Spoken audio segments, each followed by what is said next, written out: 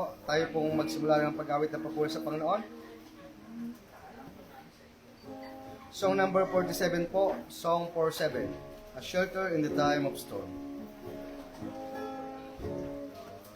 Lord's our rock, in Him we hide, a shelter in the time of storm. Okay po, ready, sing. The Lord's our rock, in Him we hide, a shelter in the time of storm. Secure whatever ill betide, a shelter in the time of storm. Oh, Jesus is a wreck in a weary land, a weary land, a weary land. Oh, Jesus is a wreck in a weary land, a shelter in the time of storm. A shade by day, defense by night, a shelter in the time of storm. No fears alarm, no foes affright, a shelter in the time of storm. Oh, Jesus is a wreck in a weary land, a weary land, a weary land. Oh, Jesus is a wreck in a weary land, a shelter in the time of storm. The raging storms may around us beat, a shelter in the time of storm. We'll never leave our safe retreat, a shelter in the time of storm. Oh, Jesus is a rock in a weary land, a weary land, a weary land. Oh, Jesus is a rock in a weary land, a shelter in the time of storm. Last stanza po. Oh, rock divine, oh, refuge dear, a shelter in the time of storm. Our helper ever near, a shelter in the time of storm. Oh, Jesus is a rock in a weary land, a weary land, a weary land. Oh, Jesus is a rock in a weary land, a shelter in the time of storm. Amen. Sa akong awit.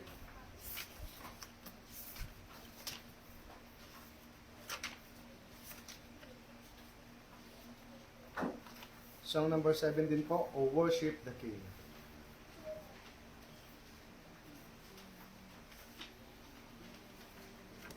One seven, 17. O Worship the King.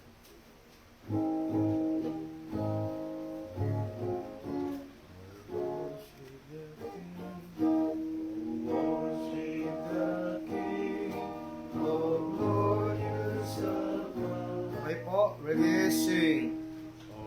Worship the King, all glorious above. Oh, gratefully sing His power and His love. Our shield and defender, the ancients of days, pavilion in splendor and girded with praise.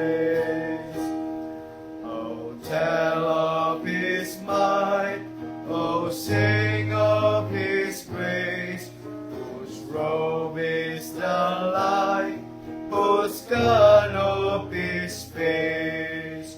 His chariots are at the deep thunder clouds form, and dark is His path on the wings of the storm. Thy bountiful care was one can reside. It breathes in the air, it shines in the light.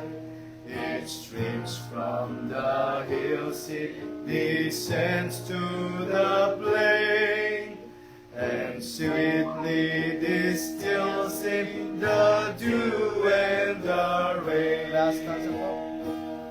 Frail children of dust and feeble as frail, in thee do we trust, nor find thee to fail. Thy mercies, how tender, how firm to the end. Our Maker, Defender, Redeemer, and friend.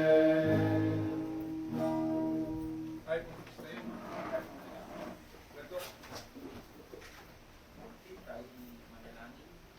Ama namin Diyos, pinakamakamangalan sa lahat, ang pagkakasilang kailangan kami ng Diyos, ang Alpha Omega, ang tuhanan ng buhay ng Diyos ng Israel. Salamat po, Panginoon, sa araw na ito. Araw na Panginoon, at pinagalit po sa amin. Namuli, Panginoon, kami po sama ipon, maaaring po yung salita sa amin tayo.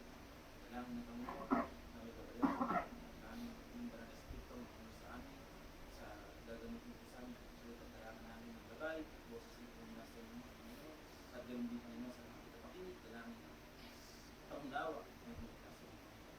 At dalangin din Panginoon na salita ay maisa Panginoon ng bawat isa na kampanan Panginoon bilang sa church Panginoon, sisipin po ng katawan ng puto, sa bilang po ng tapos sa krus, at dalangin din Panginoon na muli tanging lakaran ng salita ni Panginoon, hindi mapahamak ang bawat isa Panginoon. Dalangin ni Panginoon ang buong kapatiran Panginoon, ang church Panginoon, pinagindi ko ng pagkakulong, gabay, ang aming hiling, kalakasan Panginoon. Napapuli Panginoon, hindi na sa inyong salita, puli Panginoon, maisa Panginoon ang bawat isa, at gawin sa mga pagsubok sa buhay, ang panalangin po namin, pagsubok sa buhay, gabay, pinaganda sa inyong vista ng Panginoon, na nilagamitin sa pang-araw-araw at sa inyong salita, ang pag-aaral ng bawat isa, matuto Panginoon. Dalangin ni Panginoon na patawarin po kami sa inyong pagkukunta, pagkakasalang nagagawa sa araw-araw Panginoon, karapat dapat kami, marap sa inyong Panginoon. At dalangin ni Panginoon na patuloy, mawaba ang aming puso, patuloy mawala sa aming pride, at pagpatawaran sa bawat isa Panginoon, sa mga kamaliang nagagawa Panginoon. Dalangin ni Panginoon ang pag-iingat sa araw-araw, dalangin ni Panginoon sa mga sakit, at kagalingan ng aming pinipili na kalakasan at kalakasan ng Panginoon. At ganoon din Panginoon ng mga conference, mga Bible conference na gaganapin sa taong ito, dalangin na yung Panginoon, ang Panginoon dito sa amin, at ganoon din Panginoon naway mangyari ito ayon sa inyong patuloy. Salamat po Panginoon, purihin kayo Panginoon, at lahat ng dalangin po na anihiling. Pasalamat sa tayong pangalan ng anak ng Jesus. Amen.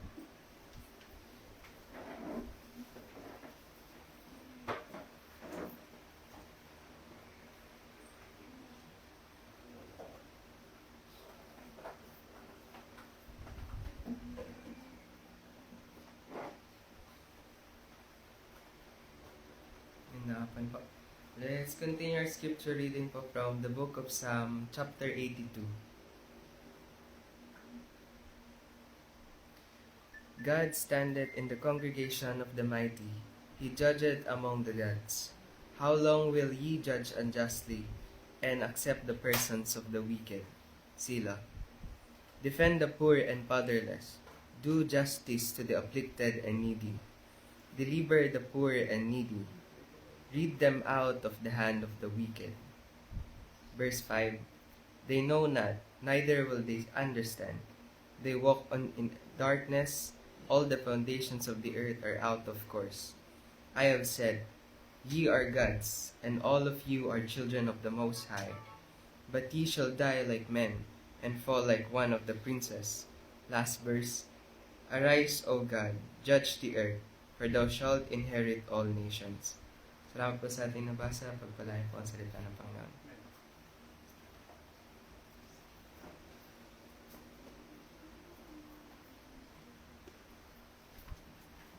Amen. Sa pong awit.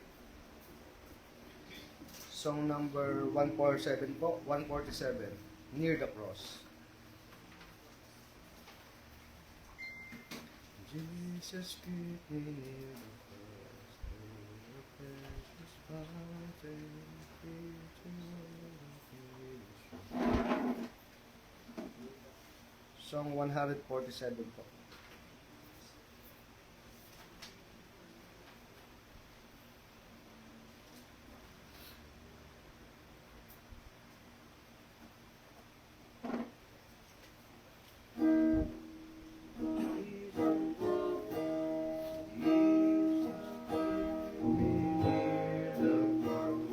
Okay po, with this sing.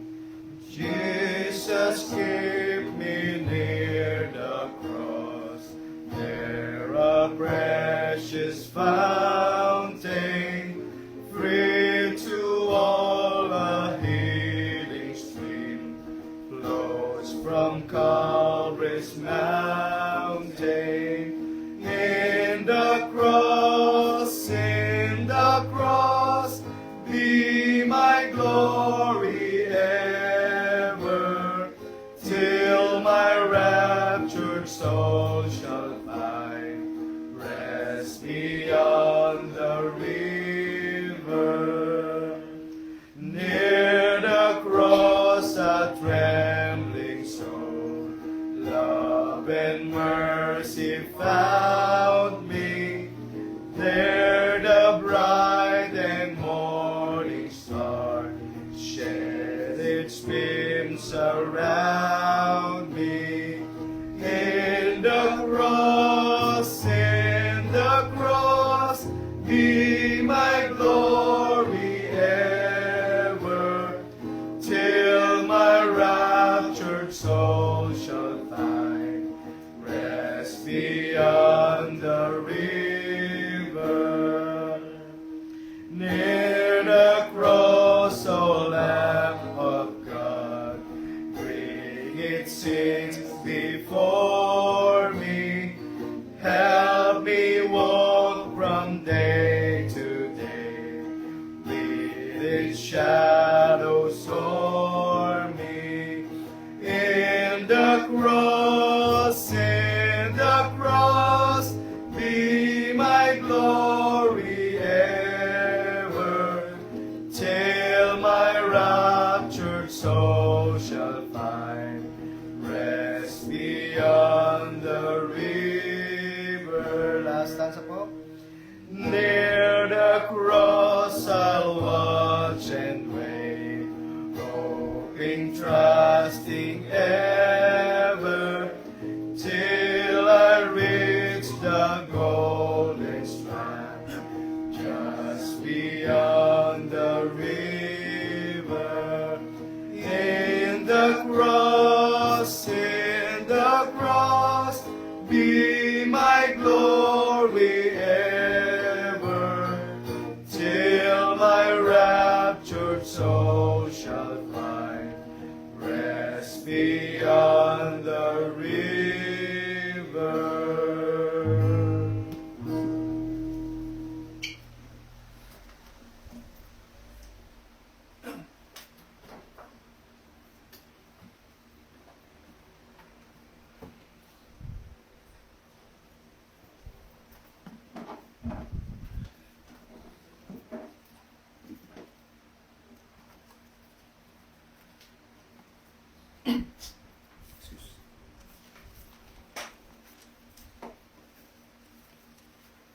Buksan po natin mga kapatid ang ating mga Bible sa Genesis chapter 2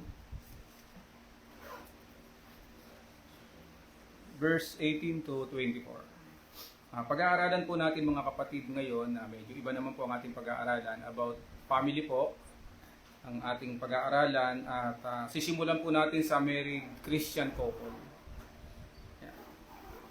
Genesis chapter 2, verse 18. Ito po, kung nakita niyo na po. And the Lord God said, it is not good that the man should be alone. I will make him an helpmeet for him. And out of the ground the Lord God formed every beast of the field and every fowl of the air and brought them unto Adam to see what he would call them. And whatsoever Adam called every living creature, that was the name thereof. And Adam gave names to all cattle, and to the fowl of the air, and every beast of the field. But for Adam there was not found an helpmeet for him. And the Lord God caused a deep sleep to fall upon Adam, and he slept. And he took one of his ribs, and closed up the flesh instead thereof.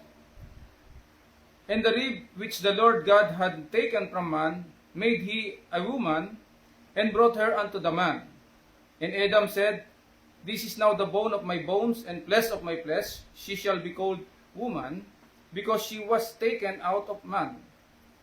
Therefore shall a man leave his father and his mother, and shall cleave unto his wife, and they shall be one flesh. Papalain po ang mga salita na ating nabasa. Ang atin pong tatalakayin ay about the married couple, especially Christian married couple. Kasi yung mga talata pong gagamitin natin ay hindi po yan magagawa talaga sa mga unbeliever. May hirapan po sila dyan. Kaya po sa married Christian couple po, a married Christian couple are legally committed to each other. So, dapat kasal po yan. They are joined in marriage or wedded. Kasal sila. Yan pong kasal na yan ay that was instituted by God po yan from the Garden of Eden pa nung mga unang panahon pa, and then yan po ay founded or established by God. Nag-institute ay ang Diyos. Siya po ang nagtatag niyan ng kasal, ng unang kasal, at yan po ay in-establish po yan sa Garden of Eden nung panahon pa po ng ating unang magulang. At yan po ay teaching po yan ng Biblia. Ayan po ang ating pag-aaral. So bago po tayo ay tayo po munang manalangin. Dakilang Diyos na makapangyarihan sa lahat, kami po Ama ay nagpapasalamat sa inyong mga salita na aming nabasa at aming pong pag-aaralan. Kami po, O Diyos, ay humihiling na kami po nawa inyong gabayan sa aming pag-aaral. Naituro po ng inyong lingkod na may kalinawan nawa, Panginoon. Bigyan niyo po ng wisdom ang bawat isa rin na makakarinig na maunawaan po ang mga salitang ito. Dalayan po namin na naway ang anumang aming maipahayag ay naway bigyan niyo po kami ng kakayahan na magampanan po ito ng bawat isa sa amin, maging lalaki o babae, Panginoon. Dalayan po namin na naway samahan niyo po kami sa buong program na to, at humihiling po na naway kayo po ay siyang mabadha sa aming kalagitnaan, Panginoon. Dalayan po namin ang paggawa ng banal na Espiritu na patuloy po magturo sa aming Panginoon at lumabay at mag-guide, Panginoon. Ganun din po sa mga message na to, naway patuloy po namin matutunan ng malalim, Panginoon, at ayos po ang bawat mga pamilya. Dalayan po namin, Panginoon, na naway patawarin kami sa lahat ng aming mga kasalanan, sa lahat ng aming mga pagkakamali. At sa pamamagitan nawa po Diyos ng message na to, ito po ay para sa aming lahat, Panginoon, na Christian, Panginoon, na malaman namin ang aming mga duty na dapat po namin gampanan, Panginoon, sa inyong harapan. Maraming salamat po, Ama. Ito po ang dalangin at pasasalamat sa pangalan po ng Panginoong Hesus. Amen. Okay. So, yan po yung married couple na pag-aaralan natin. At makikita po natin, bago natin balikan yung ating text mamaya, babalikan po natin yan. Ayan po ay, ang description po kasi ng marriage ay marangal po yan. Yan po, inilalarawan po yan o pinipicture po siya ng Bible na isang marangal. Yang kasal. Sabi nga po dito sa Hebrews 13:4, marriage is honorable in all po. And the bed undefiled. Dapat, yung the bed undefiled dapat. But warmongers, yung salita pong warmongers, ay yan po ay, kung di ako nagkakamali, hindi ko lang yan ay parang galing sa salitang pornea, yung warmongers, fornicators. But warmongers and adulterers, God will judge. So, marangal po ang kasal, sinasabi po ng Biblia, sapagkat unang-una, alam po natin, doon sa ating nabasa kanina, na ang Diyos po ang nagtatag niyan. At nagiging legal po at makadiyos ang pagsasama ng isang babae at isang lalaki sa pamamagitan ng kasal. Dito, ini-exclude po at kinokondem ng Bible yung live-in. At yung bakla at tomboy na nagsasama, babae sa babae, lalaki sa babae. Lalaki sa lalaki, babae sa babae. Yan po ay halos, kung makikita po natin, kasumpa-sumpa po, abomination po yan sa mata ng ating Panginoong Diyos. Ganun din po yung mga live-in. Yung mga, kaya pagsisihan, itama. Habang ang Panginoon ay nagbibigay pa ng kanyang mga salita na ating pinag-aaralan, habang naipapangaral pa. So marriage is honorable in all, napakarangal pala ng kasal na yan, at napakatagal na palang instituted by the Lord sa Garden of Eden pa. At yan po ay tinatawag na bukod sa marangal, sa lahat, dapat hindi dinidefile yung higaan na mag-asawa, kaya nakalagay dito yung adulterers. Dapat walang ganyan. Wala ring whoremongers. Walang fornicators. Kaya dapat ay mag-asawa, dumaan sa kasal, bago magpisan. At bukod sa honorable in all, pinakikita rin po ng Biblia na yan po ay permanent ban. Ang kasal po ay napuputo lang o na-abolish lang siya o anong tawag, nadidissolve lang doon sa time na may mamatay ang lalaki, magiging malaya na ang babae sa kasal, o kaya mamatay ang babae, magiging malaya yung lalaki. Alin man sa dalawa.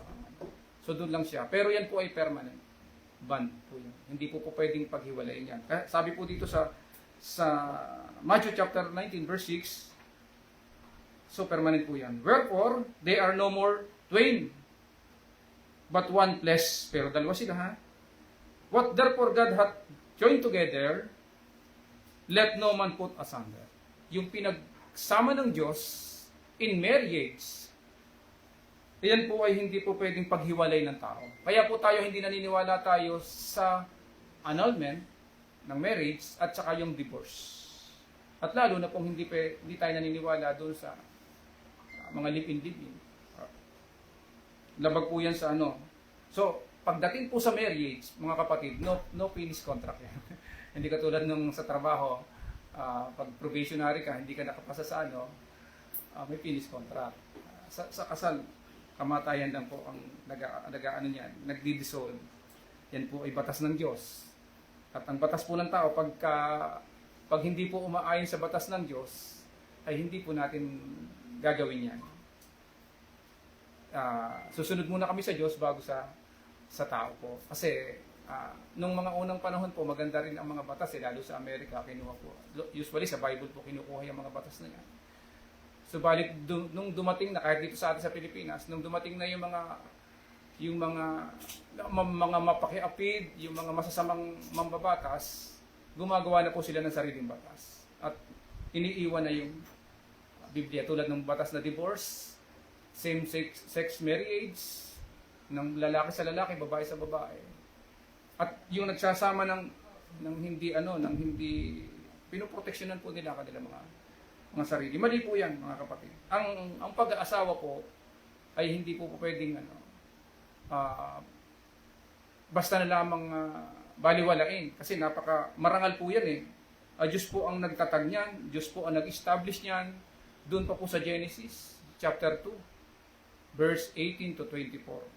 Diyos po ang nagtatag niya. Kaya yung itinatag at pinagsama ng Diyos sa pamamagitan ng kasal, huwag paghiwalayin ng tao. Masama po yun. Kaya sabi po rito sa at ang marriage po, bukod sa honorable in all, yung permanent bond, yan po ay tinatawag na meron din po siyang intimate sa lahat ng mga kasama niyo sa buhay. Higit po ang asawa. Merong tinatawag na intimate bond ang mag-asawa. Tingnan po diyan pa rin po sa Matthew. Sa Matthew chapter, for this cause shall a man live, and said, sabi ng Panginoon po nagsasabi nito, for this cause shall a man leave father and mother, and shall cleave to his wife, and they twain shall be one flesh. So, yan ang sinabi ng Panginoon. So, magsasama sila, matindi ang pagsasama nila. Cleave ang nakalagay doon pipisan, lalakip sa babae yung lalaki. pagdating sa kasal. At meron silang intimate bonding na hihiwalay nga sa magulang eh. At silang dalawa ang magtatayo, sila ang magsasama eh. Kaya nga, dapat yung mag-asawa, sila yung pinakamalapit. Yung friendship, yung pagiging bond, meron tayong makatawagin, family bond, pero higit dapat po yung mag-asawa. Kasi yan po sinasabi ng Bible eh. Sila talaga yung Diyos ang magpisan sa kanila eh, sa pamamagitan ng kasal. Bagamat dalawa sila, pag nakasal, isang one flesh na po yan eh. Doon nga minsan yung Trinity eh. So, at then itong kasal na to ay napakahalaga na makita natin na hindi siya kayang sila lang yung pwede talagang magsama ng habang buhay na merong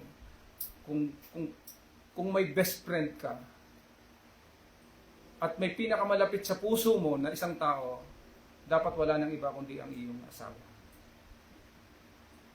Kasi siya lang ang inilagay ng Diyos na talagang clip ang ginamit na salita ay binand sa iyo eh. Inilakip sa iyo at ipinisan sa iyo. Na kahit nga magulang mo, ihihiwalay ka para lang doon sa asawa mo eh. So ganun katindi po yan, yung bonding na yan. And then ito po ay, itong marriage pong ito ay pwede po itong ma-dissolve lang o mawawalang bisa ng kamatayan. Kaya kamatayan lang po ang pwedeng dyan. Dito po sa Matthew, tingnan po natin sa Matthew chapter 19 din, yan din po. Pupuntahan ko lang po. Matthew chapter 19, verse 7. Sabi po dito, They say unto him, Why did Moses then command to give a writing of divorcement and to put her away? And said he said unto them, sinabi ng Panginoon sa mga Pharisee, Moses, because of the hardness of your heart, suffered you to put away your wives. But from the beginning, it was not so.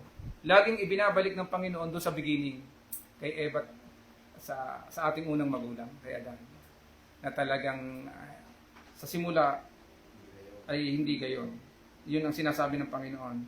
Tapos sabi rito, And I say unto you, whosoever shall put away his wife, except it be for fornication, hindi mo po pwedeng ihiwalay o hiwalayan ang iyong asawa maliban sa sabi, except for fornication. And shall marry another, at mag-asawa ka sa iba, committed adultery, nakakasala ka ng pangangalunya.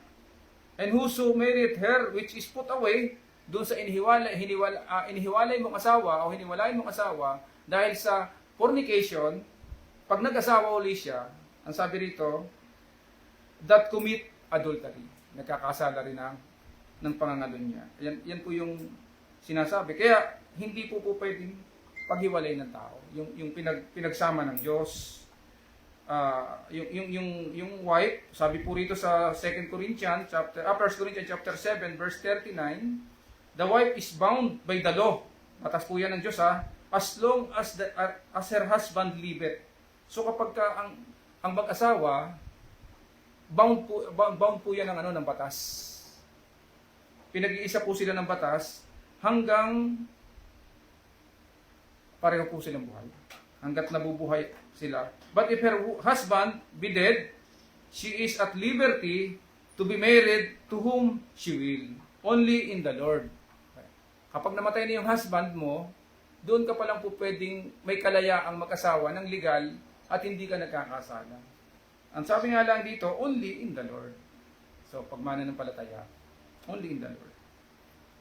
Tapos sabi po rito sa Romans chapter 7 verse 2, For the woman which hath an husband is bound by the law to her husband so long as he liveth. But if the husband be dead, she is loose from the law of her husband. Yun din po ang tinitema ng Romans chapter 7 verse 2 at sa 3. Kung itutuloy po natin sa Romans 7 verse 3, ang sabi po rito, So then if while her husband liveth, she be married to another man, she shall be called an adulteress. But if her husband be dead, she is free from that law. Laya na siya doon sa batas na yon, hindi na niya nilalabag yon. So that she is not adulteress, though she be married to another man. So tandaan po natin mga kapatid napakahalaga po ng marriage. na itinakda ng Panginoon at in-establish pa po yan doon sa Garden of Eden na permanent ban po yan at ang po pwede lang po niyang makapag-abolish or makapag-dissolve ay ang kamatayan.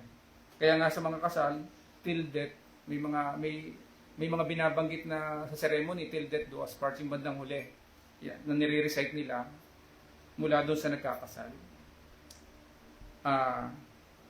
So, yan po yung nakita natin dito, mga kapatid, na malinaw. Then, at yan pong sa mag-asawa lang po, yan lang pong kasal na yan, sa mag-asawa, yan lang po yung the only means of sexual love.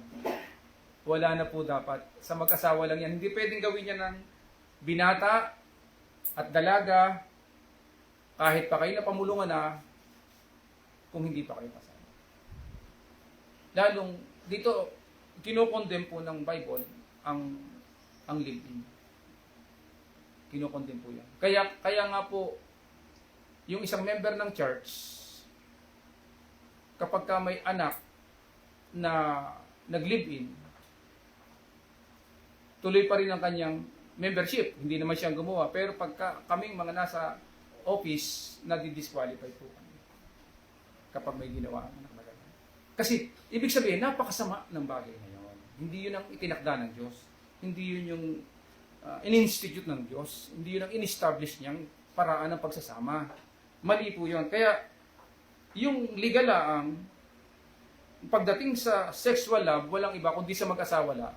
Kaya, tayo mga men, huwag tayong mangangahas sa hindi natin asawa. Ganon din naman ang mga babae. So, huwag patutukso. Kaya nga sabi, watch and pray upang hindi kayo pumasok sa tukso, sa temptation. Mahalaga po yan, mga kapatid. Tingnan po natin. Kailangan, yung ating mga ginagamit ditong points ay kailangan may supporting text po tayo sa Bible na bakit ko nasabi yon na dapat ay yung sa mag-asawa lang.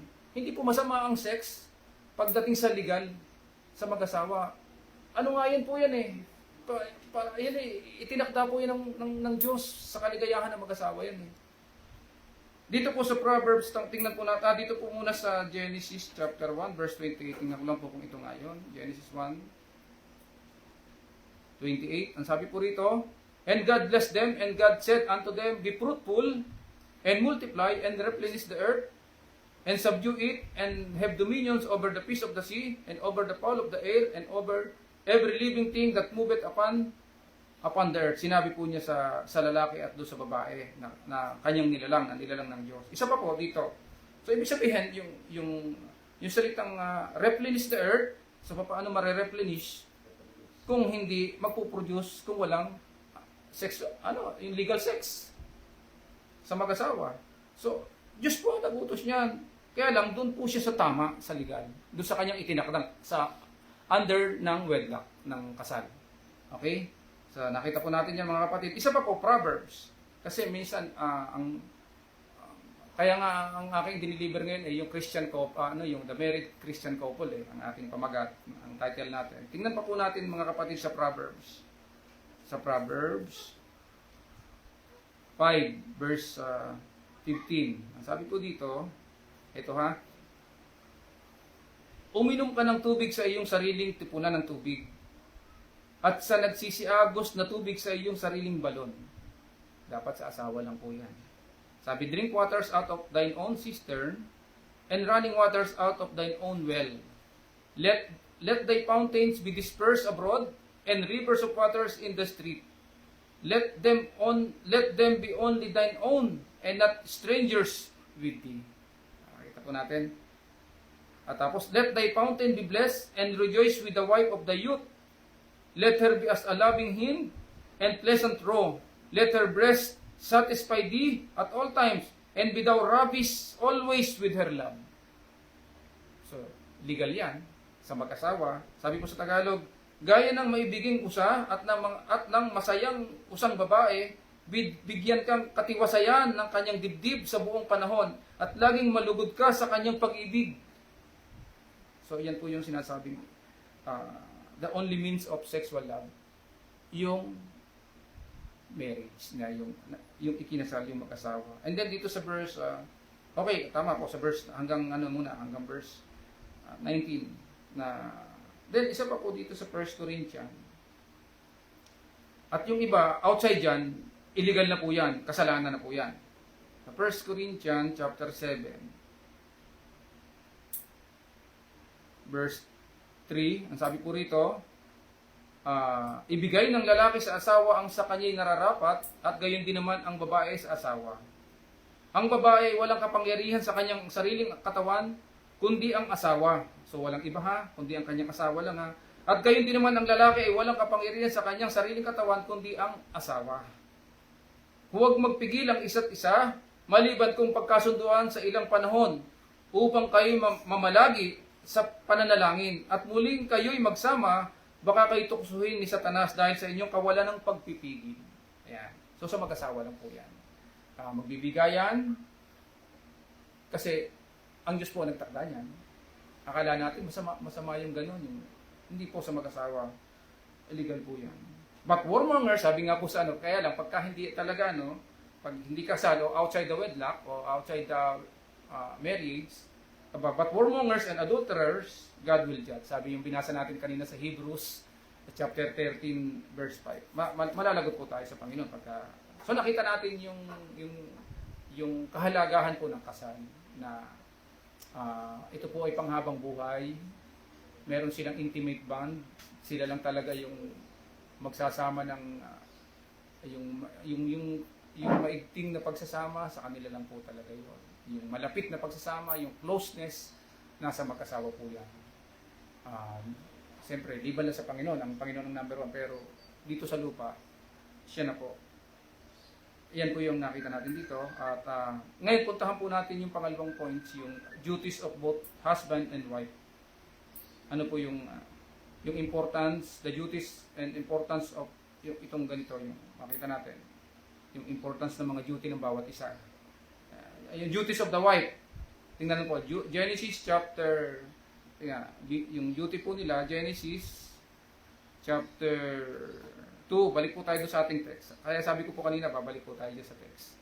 Chapter 2, verse 18. Ang sabi po dito, and the Lord God said, it is not good that the man should be alone.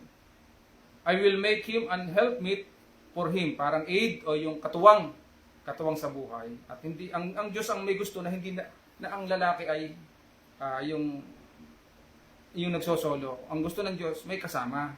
Ayun, pag sinabi pong helpmeet, yun po ay aid o katulong. Hindi alila ha, hindi po anong tawag, slave ha. Parang katuwang mo sa buhay, yung aid mo. Parang ganito, mabigat ito, hindi ko kaya. Kakaedad na tayo eh. Mahal, yung akong tulong-tulungan din ngayon ng kaunti at hindi ko mabuhat. So, katulong o katuwang, pero hindi yung alitin. Hindi po ganun ang design, mga kapatid. Walang love sa ganun. So, helpmeet, galing po yan sa Hebrew word na ezer. Kaya, binigyan ng Diyos ng katuwang sa buhay. At ang babae po, ang asawang babae, yan ay happiness po ng lalaki. Yung binakababasa pa lang po natin sa Proverbs, tingnan po natin. Balikan po natin yung Proverbs chapter 5. Sa kanya lang dapat, yung happiness na ganyan. Man's happiness po. Bukod sa helpmeet, man's happiness po ang asawang babae. Proverbs 5 verse 18. Ang sabi po rito, let thy fountain be blessed, and rejoice with the wife of the youth. Doon ka magre-rejoice, magala ka sa asawa ng iyong kabataan. Let her be as the loving hind and pleasant roe. Sa Tagalog, gaya ng maibiging usa at ng masayang usang babae, bigyan kang katiwasayan. Sa buong katiwasayan ng kanyang dibdib sa buong panahon, at laging malugod ka sa kanyang pag-ibig. Wala nang iba. Sa kanya lang. So, ibinigay ang babae ng Diyos from one of his ribs sa lalaki para maging man's happiness. Hindi yung problema kita, hindi yung stress ka sa hindi. Binigay po yan. So, kailangan lang makita natin yung mga duty natin bilang asawang babae at bilang asawang lalaki. Pag-aaralan po natin. Makakarating po tayo yan sa mga ganyan. Then, ang isa pa po sa pag-asawa, dahil nga sa karupukan ng ating laman, yan po ay prevention from fornication. Kaya itinakda rin ng Diyos yan. Katulad ng sinasabi ni Paul dito po sa 1 Corinthians chapter 7, 1 Corinthians chapter 7 verse 2. Sabi po rito, sa verse 1 muna, now concerning the things whereof ye wrote unto me, it is good for a man not to touch a woman. Nevertheless, to avoid fornication, para daw ma-avoid o makaiwas sa pakikiapid, let every man have his own wife, and let every woman have her own husband. Kaya nga sabi rito, nevertheless, to avoid fornication, let every man have his own wife. Kung hindi makatiis, ay mag-asawa. Para hindi ka pumasok sa pagkakasala. Napakahirap po mga kapatid ng magkasala ng pakikiapid.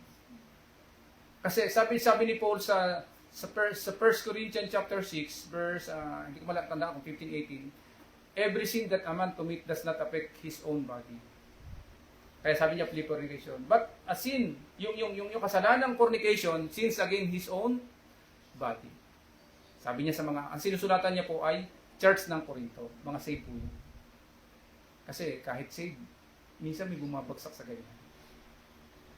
Yung palang nagkakasala ng, kaya pinatatakas ni Paul sa fornication, first, sa Corinto, 6:18 ba siya? Yung plea fornication, every sin that a man do it is without the body, but he that committed fornication sinned against his own body. Every sin that a man commits does not affect his own body. Magnakaw ka, pumatay ka, hindi sarili mong katawan ang winawasak mo, katawan ng iba. Doon na nagkakasala ka. Pero sabi dito, but a man who is guilty of sexual immorality sins against his own body. Why? Sabi rito, what, know ye not that your body is the temple of the Holy Ghost which is in you, which ye have of God? Ye are not your own. Hindi na yun iyo eh. Bakit mo papakialaman? Gagamitin mo sa ganon. Kaya napakahalaga po ng kasi dito, tingnan po natin sa verse 16, taas lang po tayo. What, know ye not that he which is joined to an harlot is one body? Ganun pala eh, ang katawan ng isang. For two said he shall be one flesh, ginamit ko sa Genesis, pero hindi sa harlot. But he that is joined unto the Lord is one spirit. Kaya pinatatakas dito sa sumunod na verse, pinatatakas tayo tayong mga lalaki. Maging mga babae, pinatatakas po tayo sa para hindi tayo magkasala against our own, yung naapektuhan ng katawan natin. Winawasak natin, dinidestroy natin yung ating sariling body kapag ka nagkakasala po tayo ng fornication. And then, so yun ang duties ng dalawa, ng husband and wife, at ang duty ng babae para maging helpmate siya ng kanyang asawa at maging happiness po siya ng kanyang asawa. Happiness po siya at maging prevention din po siya ng fornication ng lalaki. So yan po, kaya ibinigay po ang babae. Another duties ng wife, tingnan po natin, another duties ng wife, submit to her husband. Kaya dito po sa Genesis, dapat ang asawang babae ay magpapasubmit, magpapailalim, magpapasakop sa kanyang asawang lalaki. Tingnan po natin, balikan po natin yung Genesis chapter 3 naman. Talon tayo ng isang chapter, 3:16. Ang sabi po dito, sa 3:16, ito yung submission. Nung magkasala na, unto the woman he said, sabi ng Panginoon, I will greatly multiply thy sorrow and thy conception. In sorrow thou shalt bring forth children, and the desire shall be to thy and thy desire shall be to thy husband, and he shall rule over thee. So, at sa iyong asawa ay pahinuhod ang iyong kalooban o papanginuunin mo siya sa ibang salin. And then, at siya'y, ito na nga pala, at siya'y papanginoon sa iyo. Yan. And he shall rule over you. So, yan po yung duties ng babae sa kanyang asawang lalaki. Kaya nga pagka yung desire mo bilang dapat mapapahinuhod ka sa desire ng iyong asawa. Kumbaga tayo, di ba ang head natin ay si Christ at ang will ni Christ ang dapat magpailalim tayo doon. Ganon din naman ang mga asawang babae sa kanyang asawang lalaki, dapat papasakop siya. Yung will, wag niyang kukubabawan, wag niyang aanuhin yung will ng kanya, lalo isang Christian ang asawa mo. Kasi kaya nagkakameron ng gulo sa mag-asawa, yung hindi pagpapasakop. Kahit nga tayo sa gobyerno, yung hindi natin pagiging law-abiding, kaya chaos ang lipunan eh. So ganun din sa mga company, pag hindi nagpasakop yung mga worker sa mga higher authority, di ba chaos, union, ang gulo ng ano. Ganun din po sa couple, sa married couple. Kaya nilalagyan ko po ng married couple kasi merong couple na hindi naman yung nagsasama na hindi naman nasabi lang couple pero hindi naman talaga couple, hindi married. Magpapahinuhod ang babae, pahihinuhod kasi ang inilagay talagang head ng babae ay lalaki, ng asawang babae. Sa asawa sa legal, the head of the woman is man, sabi sa 1 Corinthians chapter 11 verse 3. Nung pinakita doon ng headship, head ng Panginoon, ang Diyos, the Father, and ang head ng lalaki si Christ at ang head ng babae ay ang lalaki. So pinakita ang pagiging head. Kaya dito ay sabi rito sa Ephesians chapter 5 verse 22, wives, submit yourselves unto your own husband as unto the Lord. For the husband is the head of the wife, sa verse 23, even Christ is the head of the church, and He is the Savior of the body. Ephesians 5:22 to 23 po. Yang talatang yan. Wives, submit yourselves unto your own husband. Pag sinabing submit, ito yung complete submission ng babae na magpapasakop siya. Hindi siya lalaban sa kanyang asawang lalaki. Ganito yan mga kapatid eh. Kahit merong ang babaeng suggestion, pero pag nag-decide na yung kanyang asawang lalaki na hindi rin naman mali ang desisyon ng asawang lalaki, wag mong nang igiit yun sa'yo. Mananagot naman siya sa Panginoon pag siya ang nagkasala, pag siya yung nagkamali ng desisyon. Sa Panginoon siya mananagot. Yan. Hindi ang asawang lalaki sa'yo mananagot pag nagkamali siya sa Panginoon. Kaya magpasakop ka. Magpasakop. Kasi papanginoonin mo siya eh, mamamanginoon ka eh. Magpapahinuhod ka sa kanya eh, kalooban eh.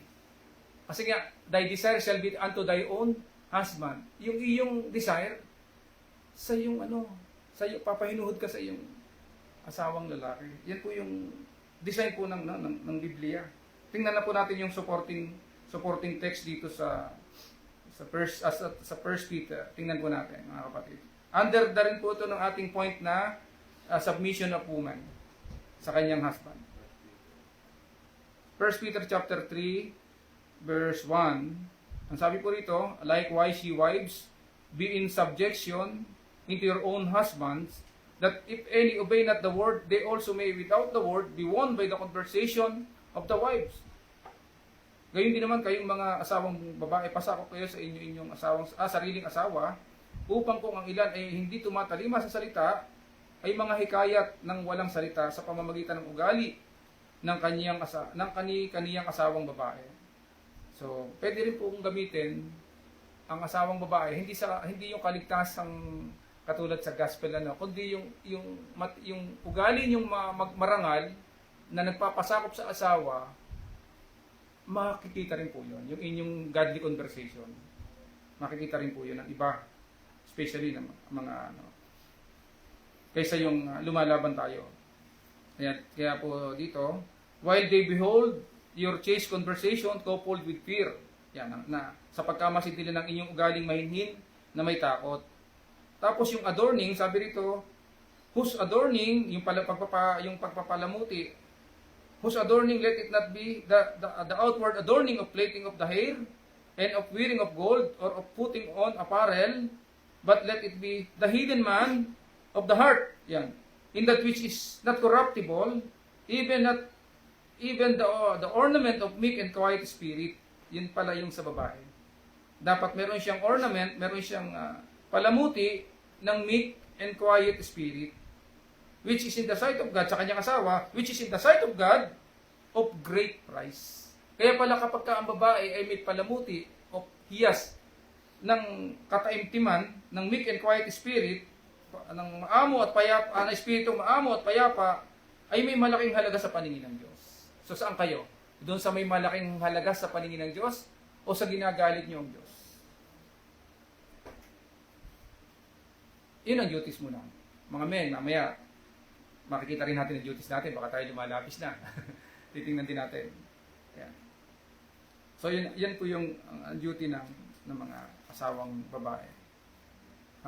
Na yung adornment, hindi yung, yung pagpapahiyas ng buhok. And then,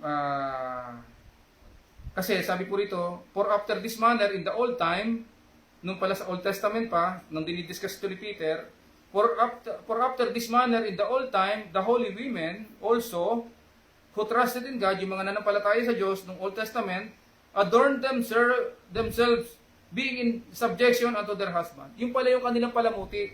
Sa Tagalog, sapagkat ng unang panahon ay ganito naman, nagsigayak ang mga babaeng banal na nagsiasa sa Diyos, napasakop sa kaniyang asawa. So yung palang adornment ng mga Old Testament saints na babae, ang kanila palang gayak ay yung maamo at quiet spirit na in subjection sa kanilang asawang lalaki. Pag hindi ito nangyari, sinisigurado ko po sa inyo, dahil hindi nga sumusunod sa Bible, kayo sa family. Lagi yung may away. Maya't maya yan. Kasi hindi alam ng isa yung kanyang part, yung kanyang duty. Alam natin ang duty natin pag sa trabaho, alam natin ang mga SOP, alam natin ang duty natin sa bawat station na binibigay sa atin ng ating mga bossing, ng ating mga manager, ng ating mga supervisor. Sana alam din natin sa ating family yung ating duty sa ano. Susunod siguro natin dito, extension, yung duty sa parents sa kanilang mga anak. Hindi natin matatapos dito sa husband and wife muna po siguro. So yun yung duty ng babae. At ang in-example nga dito sa Old Testament, even as Sarah obeyed Abraham, calling him Lord, whose daughters are ye, kayo mga New Testament saints na babae, kayo yung mga anak, as long as you do well, and are not afraid with amazement. Kita natin na ang inhalimbawa ay si Sarah na tinawag pa nga si Abraham na Lord. Ito yung time na dinalaw ng angel of the Lord si Abraham, na ito yung yung sinabing magkakameron sila ng anak talaga. Napatawa pa nga si Sarah, pero nasa kabilang tolda lang siya, yung parang may division lang. Pero alam nung angel of the Lord na tumawa si Sarah. At yun po ay nasa Genesis chapter 18 po. At sa 12, ang sabi rito ni Sarah, therefore Sarah laughed within herself, saying after I am waxed old, kung kailan ako matanda na, may edad na, shall I have pleasure? Doon pala siya magkaka-pleasure. My Lord being old also, pati ang aking asawa, matanda na, si Abraham. Kaya parang siya may napatawa siya doon sa sinabi nung dumalaw sa kanila, na nag-announce na angel of the Lord. Sometimes kasi pag sinabing angel of the Lord, mismo yun ang Panginoong sa Kristo. Minsan naman, sugo talagang angel. Pero, sugo galing sa Diyos. Ang nagsasabi na magkakameron sila sa takdang araw, sa takdang panahon, ay ipagkakalob sa kanila. Kasi si Sarah barren. Pero walang imposible sa Diyos eh. Kita mo ang sovereignty ng Panginoon, mga kapatid. Talagang kung anong gustuhin niya yung mangyayari. Kahit imposible sa tao, things which are impossible with man are possible with God.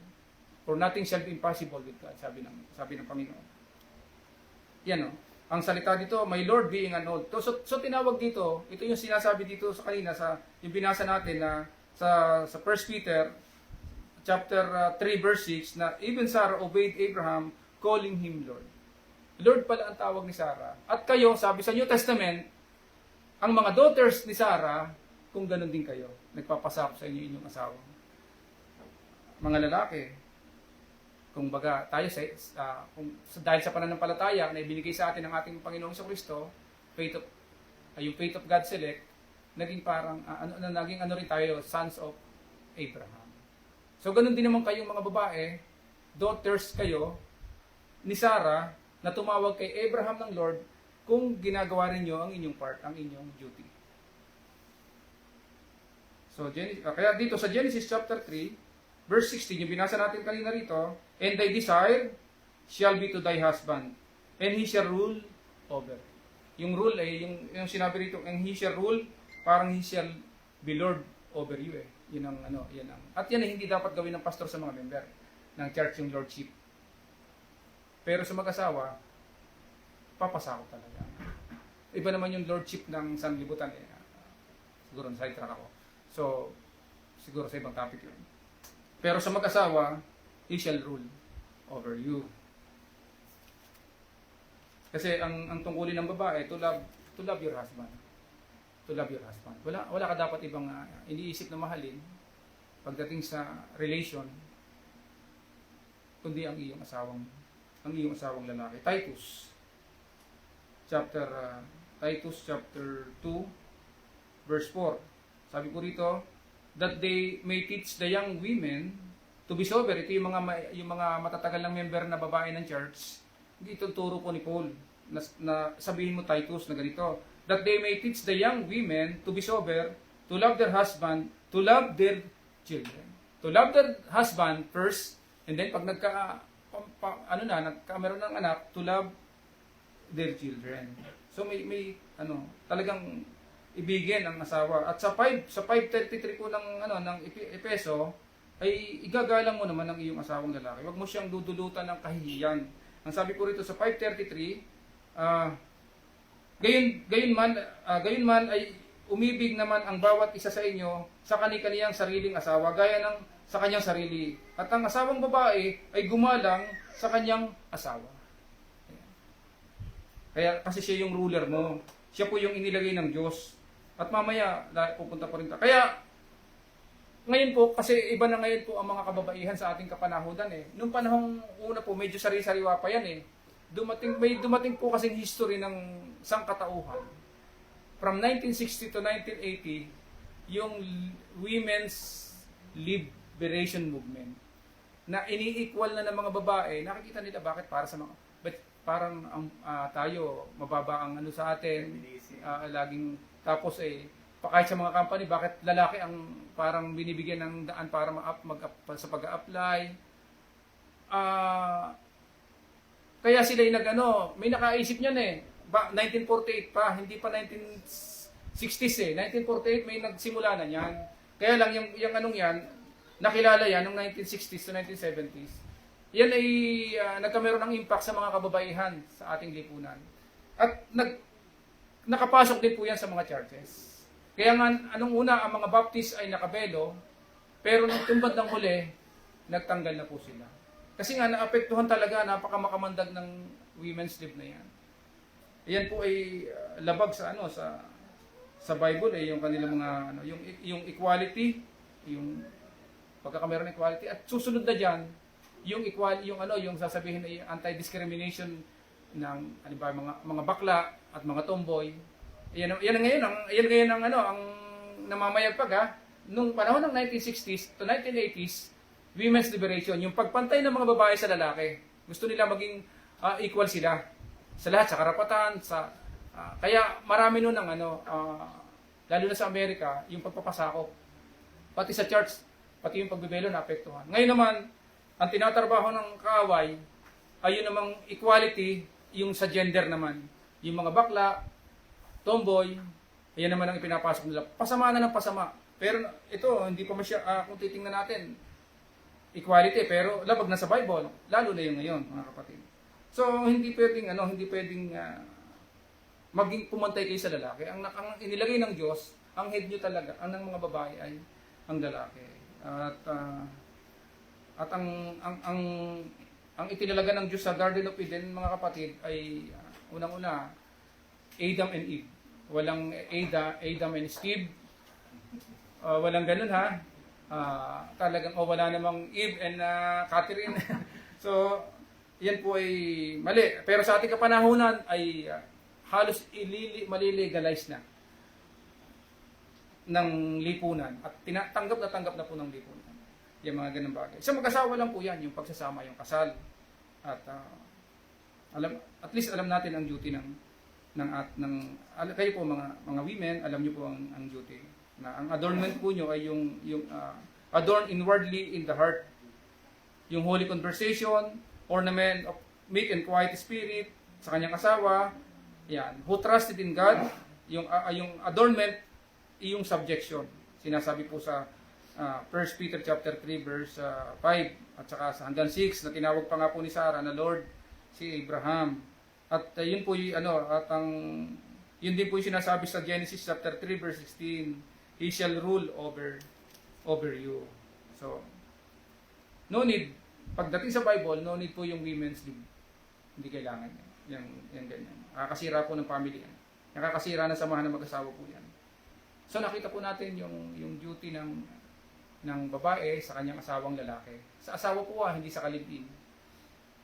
Then, the duties of the husband to her wife. Ito naman po tayo. Akala natin makakalusot tayo. Akala natin babae lang medyo huli po ito. The duties of a husband to her wife. Ang sabi po dito, puntahan po natin dito pa rin po sa Efeso 5 sa talatang 25. Ang sabi po rito,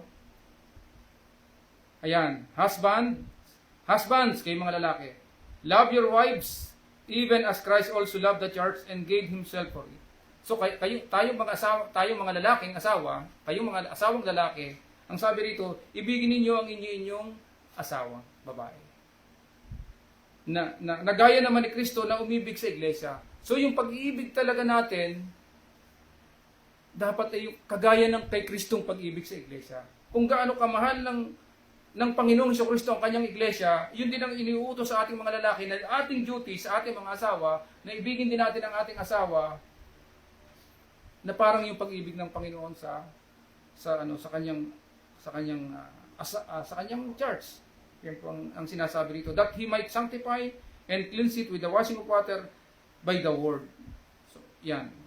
At sabi po rito sa 28, tingnan po natin, tayo sa 28, so ought men to love their wives as their own bodies. So, dapat daw ibigin ng mga lalaki ang kanilang mga asawang babae na gaya ng kanilang sariling katawan.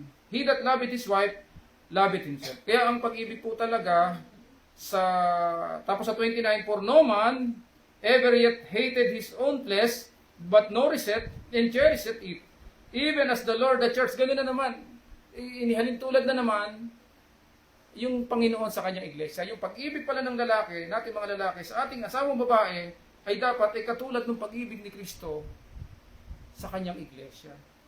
Na ang sabi dito sa Ephesians 5:28, so ought men to love their wives as their own bodies. He that loveth his wife loveth himself. Sa 29, for no man ever yet hated his own flesh, but nourished.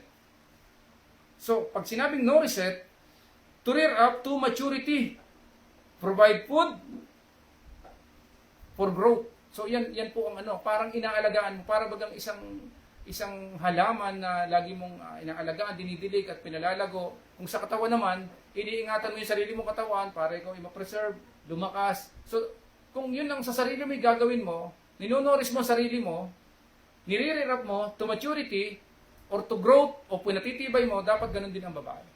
Yun ang treatment ng mga lalaki, natin mga lalaki sa ating mga asawang babae. At yan ang nakakalimutan din natin. Minsan nagiging rin tayo, overpowering naman tayo. Minsan. So dapat yung pag-ibig ng katulad ng provide food. Ibig sabihin ay inourish mo siya. Hindi mo siya, hindi mo siya i-down, hindi mo siya sasaktan. Nawa, magawa rin natin itong ating duty, mga kapatid. And then, sabi po rito, nourish it and cherish it, even as the Lord, the church. So, pag sinabing cherish it, pinapahalagahan ang mga babae. Pakamahalin, yun ang ibig sabihin ng cherish it. Protect and care. Valued for. Pagpahalagahan ang mga babae. Support, nurture. Yan po yung mga ibig sabihin sa Greek ng cherish it. So, pakamahalin, hindi pakabugbugin, hindi hindi dapat pagkukulan mga bagay na kung saan sila ay manghihina at manghihimagot sa pananampalataya. Bakit mga kapatid natin dapat gawin yan? Unang-una, utos ng Panginoon. Ayan, utos po dito. Gayon din naman, nararapat ibigin ng mga lalaki. Hindi yan basta utos po yan ng Diyos na ibigin. Isa pang bagay, bukod sa utos, because women are weaker vessels than ourselves. Mas weaker po sila. Kasi ang mga babae po, yan po ay, sabi nga rito sa Genesis, balikan po natin yung text natin kanina. Genesis chapter 2, verse 21. Sabi rito, "And the Lord God caused a deep sleep to fall upon Adam." Pinatulog ng mahimbing ang si Adam. "And he slept, and he took one of his ribs." Parang opera, pinapatulog. Kinuha yung kanyang yung one of his ribs, kinuha ng Panginoon, and closed up the flesh, pinaghilom instead thereof, pinaghilom. And then, yung kinuhang rib, and the rib which the Lord God had taken from man, made he a woman, and brought her unto a man. Yung ribs pong kinuha sa lalaki, ay doon sa verse 21 and 22, yan po ay marupok po yan. Kita nyo po, ako po, dati nakapag-aral din ako sa mga tournament. Pag tinatamaan kami rito, masakit. Kahit sa boxing, pag binigyan ka ng isang dito sa ribs, very kasi to yung vulnerable, mahina yan, weak part ng katawan yan. Masunto ka lang dyan ng isa, hindi ka makahinga, para ka sinikmuraan, para kang binikligan. So, ganun po yung ribs natin. And yet, doon galing one of his ribs, hindi pa lahat yan, kung lahat yan, matibay pa yan isa lang, isang rib lang, out of his ribs, kinuha isang babae. Kaya sabi, hindi ko po ito sariling hindi ko po ito, komentary ko to, pero may pinagbasihan po ako sa Bible, na ang babae, weaker vessel talaga yan, sabi ng Bible. Weaker vessel po yan. Kaya, dapat maging maingat din po tayo sa pakikitungo sa ating asawa. Katulad ni Kristo na ninonoris at chinecheris ang kanyang asawa. Ang iglesia. Ganon din po dapat tayo sa ating asawang babae. Kasi ang babae, yung rib na yan, o yung na naging babae, susceptible to physical or emotional attack. Mahina siya doon. Kaya ang babae mas emotional kaysa lalaki. Yan susceptible. Kita niyo po sa Numbers chapter 1 verse 2 to 3, sino yung kinukuha mga warrior? Yung mga panglaban, panggera. Di po ba mga lalaki? Na ngayon na lang naman yung mga babae lumalaban sa gera sa Israel. Before, puro mga lalaki. Kasi sila yung malalakas. Sila yung matitipuno. Sila yung mga strong. Tayo mga strong lalaki. Huwag lang yung lalaban sa gera ay medyo pinapatay ka. Bawal sa Israel yun, yung bakla. Yan? Ang alam ko, death penalty yan. Pagka meron sa Israel ng ganyan. Kaya yung mga lalaki, hindi na naman yung Adam and Steve. Hindi po ganon. Ang design ng Panginoon na naman dyan. So yung babae, mahina po yan. Pagdating sa emotion, mahina po yan. Physical, mahina rin po yan. At kahit nga sa spiritual, tayo pang mga lalaki, kaya sa church tahimik sila At magtanong sa kanyang asawa pag uwi ng bahay. May advantage po tayo mga lalaki. Kahit sa physical at saka emotional sa mga babae. Kaya dapat maging maingat. Tingnan po natin, balik po tayo. Tayo gaganon-ganon sa mga verse. Yung 1 Peter chapter 3. Ito po yung sinasabi ko. Basahin ko po. Verse 7. "Likewise, ye husband, dwell with them according to knowledge." Makipamahay kayo, tumahan kayo kasama ng inyong asawa, lamang. "Giving honor unto the wife." Bigyan din naman ng honor. Ano bang ginamit sa Tagalog?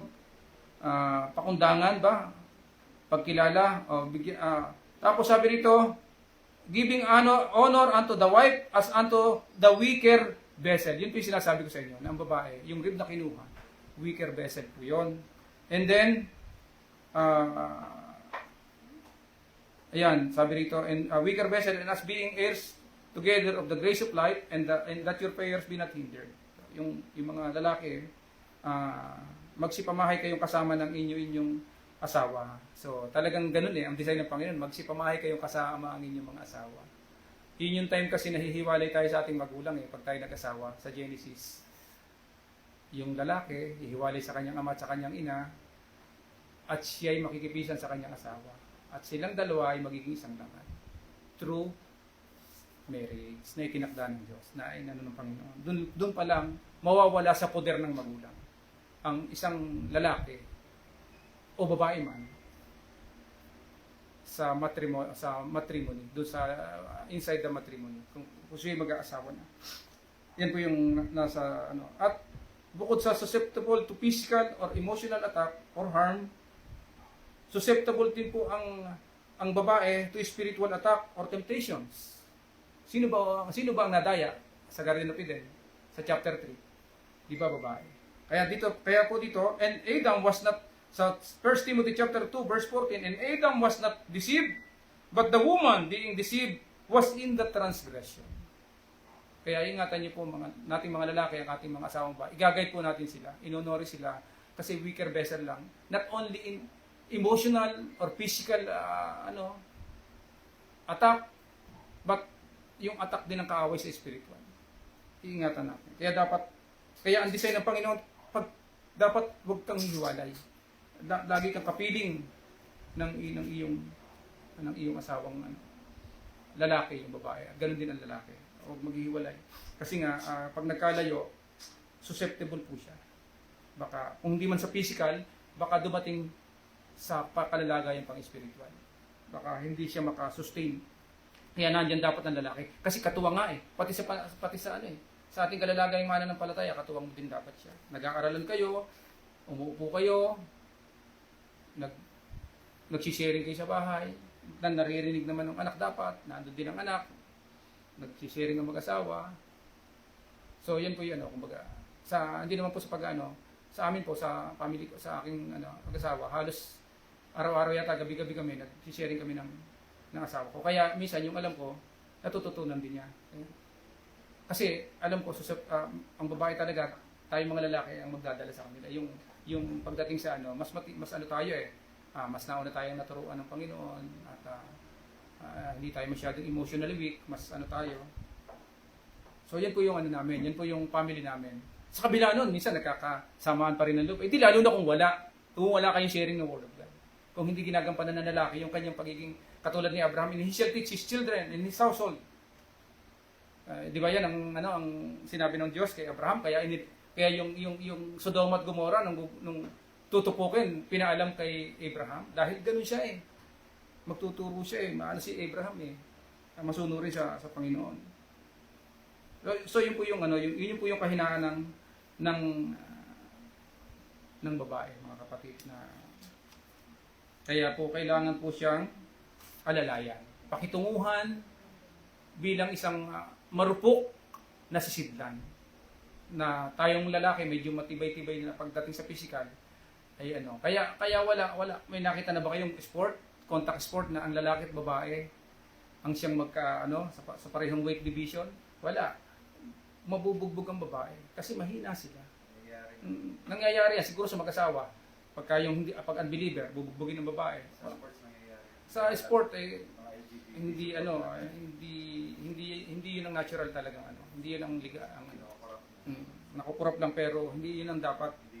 Hindi yun ang So mahina sila kasi hindi mahina po sila.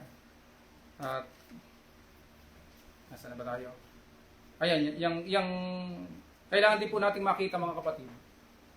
Okay lang, counting. Halos nasa mga concluding na po tayo part. So yung pong rib na yan, isa pa po ito, i-note also po natin ito, mga kapatid, itong rib na kinuha sa tadyang ng lalaki, inalis ng Panginoon para gawing babae.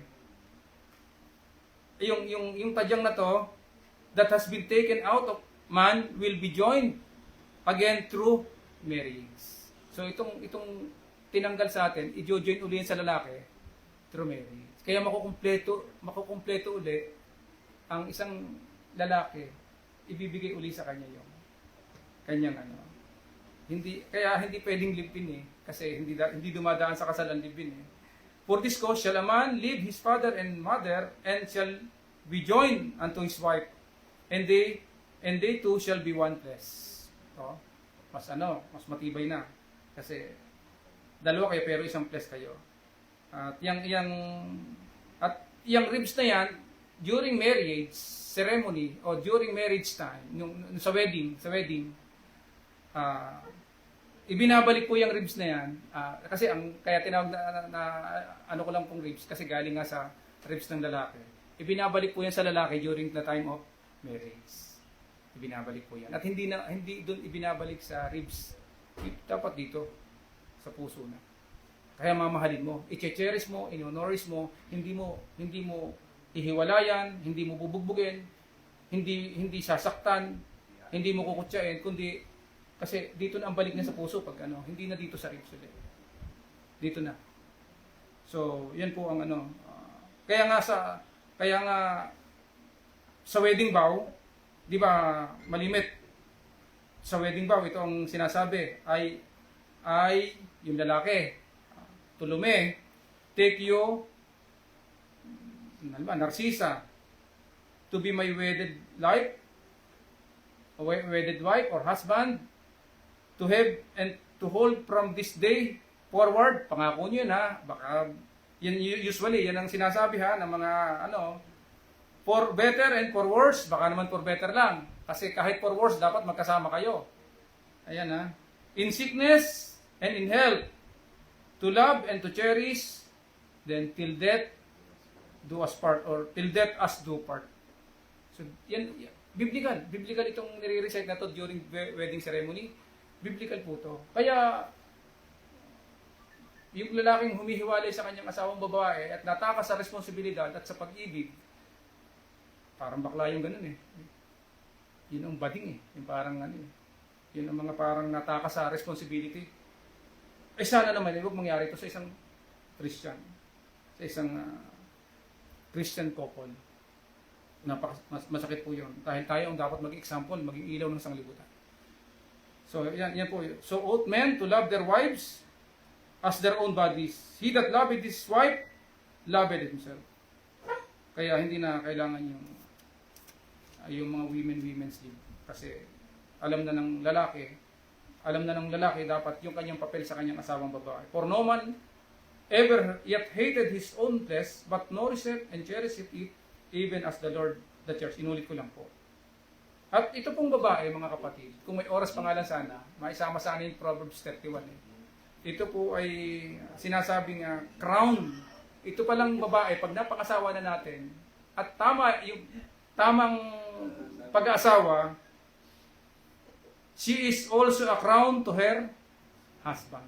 Yung babae na Kasi, ito muna, sa Proverbs 18:22, whoso findeth a wife, findeth a good thing, and obtaineth favor of the Lord. So, yung nakasumpong daw ng asawang babae, ay nakakasumpong o nakaka-claim o nakaka-obtain o nakaka-receive, sabi rito, ng pabor mula sa Panginoon. Hindi man magkaanak ang mag-asawa, pero still, nakasumpong ka ng pabor sa Panginoon dahil binigyan ka ng asawa. At ang asawang ibibigay, kung gaganapin lang ng babae, yung kanyang duty na ating pinag-aaralan, matatawag na po siyang virtuous woman. Yan po napakaganda. Yan, virtuous woman na yan yung crown talaga ng kanyang asawa. Hindi crown of thorn, kundi crown talaga ng kanyang asawa pagka virtuous woman. Tingnan po natin, kasi pag virtuous woman, ayan, tingnan po natin. Proverbs, tinatawag po siyang, nabasa ko po ba yung crown? Ayan, she is, ayun, sa Proverbs 12:4. Tingnan po natin. Hindi koronang tinik ha, crown to her husband po. Proverbs, ano po ba sabi ko? 12:4, ano po? 12:4. Sabi po rito, a virtuous woman is a crown to her husband, but she that maketh ashamed is a rottenness, ito yung crown of thorn, in his bones. Pero yung virtuous woman, siya yung corona, yung karangalan, di ba yung corona, speak of yung karangalan sa isang marangal, wag ka ikaw may corona. Nasa isa kang royal na marangal ang iyong pagkatao. So yan po ang sinasabi na a virtuous woman is a crown to her husband. A faithful and diligent woman. Yung pong faithful and diligent woman, yung faithful na, diligent pa, at mapagpasako pa sa kanyang asawa, yan po yung tinutukoy doon sa Proverbs 31. Kaya sample lang po natin sa Proverbs 31 verse 11. Proverbs 31.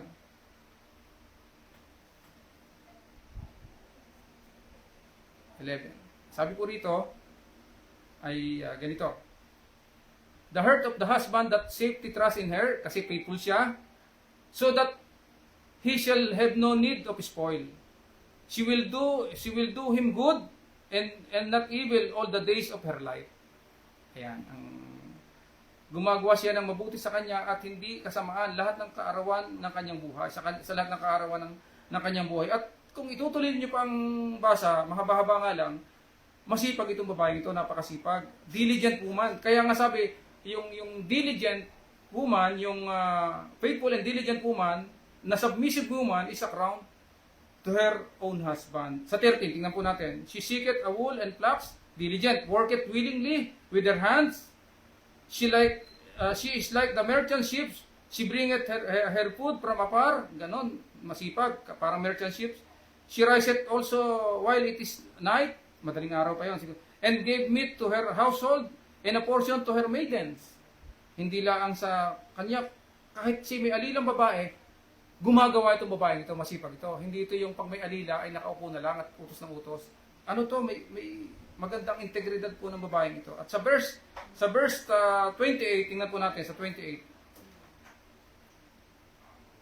Her children rise up and call her blessed, her husband also, and he praise her. Yeah. Nagsisibangon ang kanyang mga anak at tinatawag siyang mapalad, yung babaeng yan.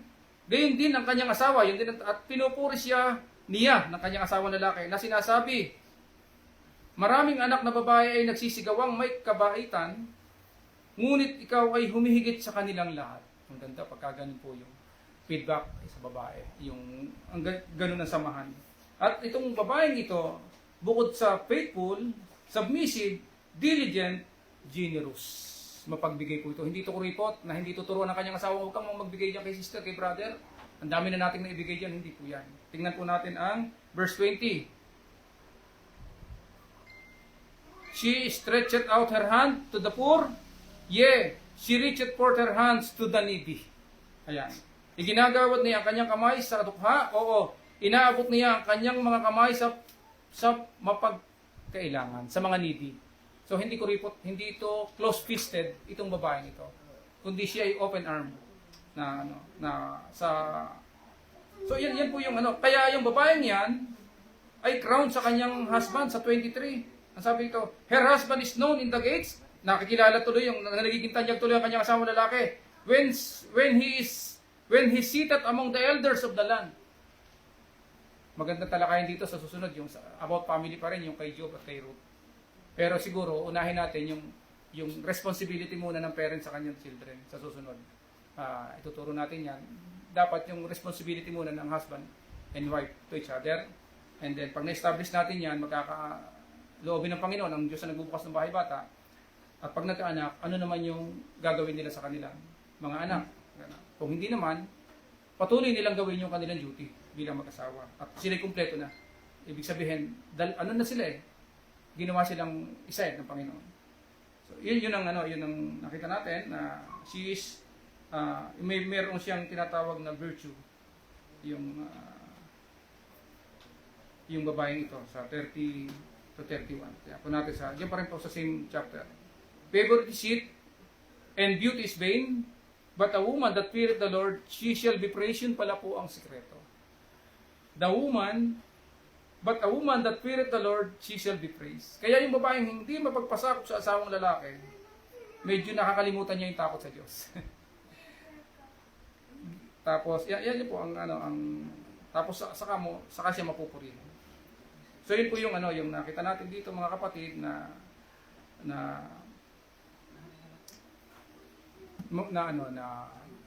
anong tawag ito, yung responsibility ng dalawa. So pinakita natin ang kahinaan ng babae. Tapos pinakita rin natin yung dapat maging treatment ng lalaki sa kanyang asawang babae. At napakaganda po. Ito po ay lahat ay ating kinuha sa salita ng Panginoon. At sana po makasunod tayo rito sa ganitong patakaran ng Panginoon. Huwag po tayong gumawa ng sarili nating patakaran. Kung ano po yung sinasabi ng Panginoon, gawin ng lalaki ang pakikitungo sa kanyang asawang babae na weaker vessel. Kayo naman mga babae, gawin naman nyo ang dapat na pakikitungo nyo sa inyong asawang lalaki bilang inyong head. Para kayo matawag na daughters of Sarah. So hanggang dyan po, next time po ang ating sana po may apply natin. At sa susunod po, loobin ng Panginoon, after 2 weeks uli ay yung the parent and children relationship. Yun po ang ituturo natin sa naman. Then pwede pong isunod natin kasi ang root po ay puno-puno rin ng tungkol sa arrangement ng marriage, sa family, pagpapasakop kahit nga sa parents si Ruth ay nagpasakop kay Naomi, pati nga sa mapapakasawa ni Ruth, si Naomi ang pumili. So mahalaga yung mapagalang naman sa magulang sa mga bandang. So hanggang dito lang po mga kapatid at tayo po ay mananalangin. Brother Guillermo, pamunahan po tayo sa ating closing prayer.